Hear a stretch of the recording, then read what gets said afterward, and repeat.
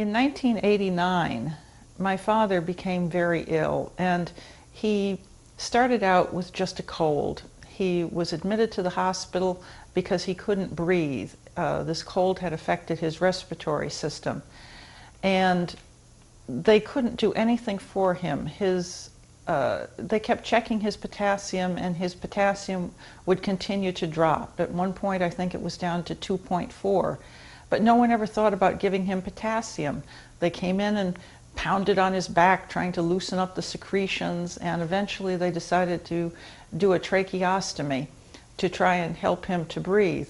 And when they did the tracheostomy, they gave him an anesthesia.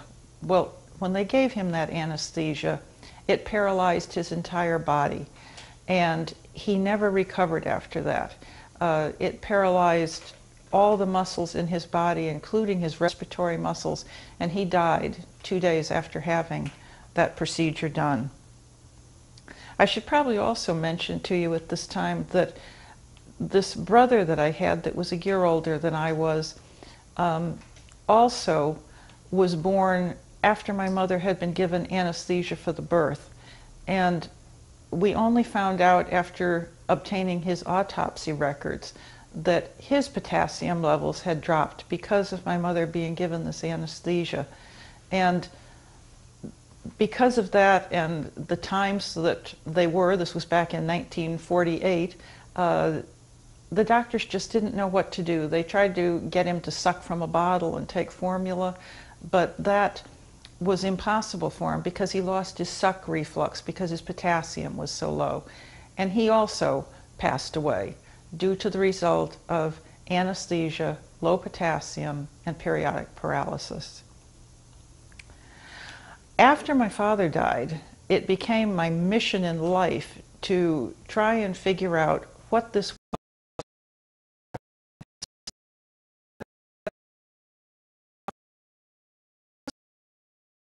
Care of my father, this baby, my mother during her pregnancies, myself and my sister. And we collected records from hospitals and universities. We filled 3 volumes with medical records. And as I started reading these medical records, a pattern began to develop. I realized that all of us at some time in our life had been tested and had very low potassium readings. There were things that happened to us that had happened to all of us, such as having attacks after eating sugary diets or after having anesthesia. And a doctor at this time that I was seeing down in Miami told me about a new group that had just formed, and that was the Periodic Paralysis Association. At that time, I thought, well, isn't this funny? Back in 1970, a doctor had told us, our family, that maybe we had periodic paralysis. And now, here's an association that specializes just in periodic paralysis. So, the computers were even young at that time. And so I got on the computer and I contacted the Periodic Paralysis Association. And that was probably the smartest day of my life, because that organization has taken me from being someone who couldn't work, couldn't go out and do a lot of things, to being a fully functional, although scooter-bound individual who now does public speaking and leads a very active life with periodic paralysis. At about the same time that I contacted the Periodic Paralysis Association, they had formed a partnership with Dr. Frank Lehmann-Horn in Germany. And Dr. Lehmann-Horn generously had decided that he was going to test blood for our PPA members free of charge. And he was just starting to do genetic testing on people at that time to see whether or not he could identify genes in people who had periodic paralysis. In about 2003, we sent our blood to Dr. Lehmann-Horn in Germany. And to tell you the truth, I honestly forgot about it after that. So much time went by and we didn't hear anything. We just thought, well, you know, we've reached another dead end. But then, in August of 2006, one day on my computer, after dinner one night, I went in, and usually I was just answering email, and lo and behold, an email popped up from Dr. Lehman Horn, and he says, "Dear Linda, I think I have found your mutation." And to this day, that is probably one of the most exciting moments of my life, because we were a family who had been looking for this for over 100 years, and now this doctor so far away in Germany had given me something that was like a new birthday. I finally knew who I was, and it was just a phenomenal experience. I think I yelled through the house to my mother and to my husband saying, "You aren't going to believe this. Somebody has figured out what it is we have." So it was kind of an odyssey. All these little pieces that had connected. A doctor in Germany in 1970, sending blood in 2003. Now it's 2006, and a doctor has said that he has found our genetic mutation.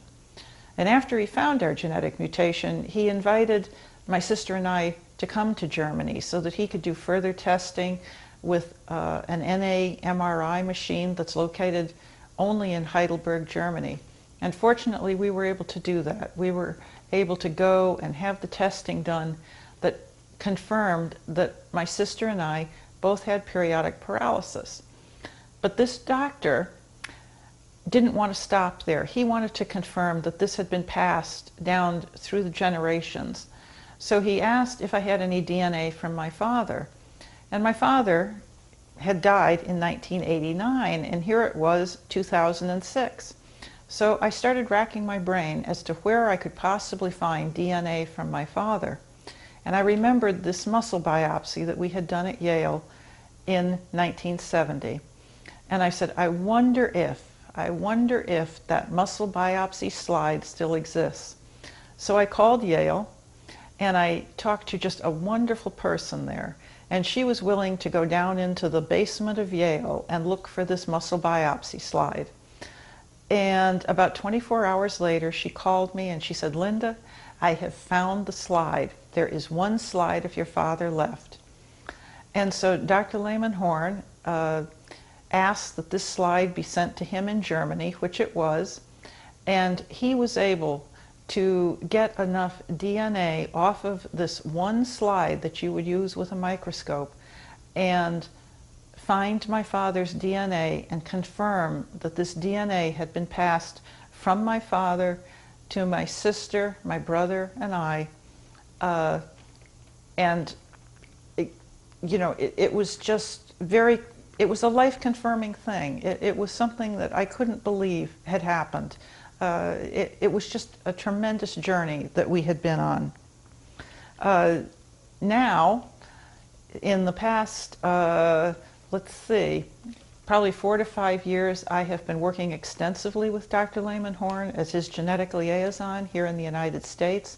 We've become very good friends, and I help people in the Periodic Paralysis Association try to go on this journey that I have gone on. I work with many patients, organizing their medical records, shipping their blood to Germany, and seeing if we can find the mutation in them, just like Dr. Lehman Horn found in me. And I have to tell you in closing that every time one of these patients calls me on the phone or emails me and says that they have heard from Dr. Lehman Horn that their mutation has been found, it is as glorious a day for me as it was the day that Dr. Lehman Horn contacted me. It is life-changing for them, and I feel it. I know what they have gone through. So thanks for listening to my story, and I hope that I can help you make a story of your own.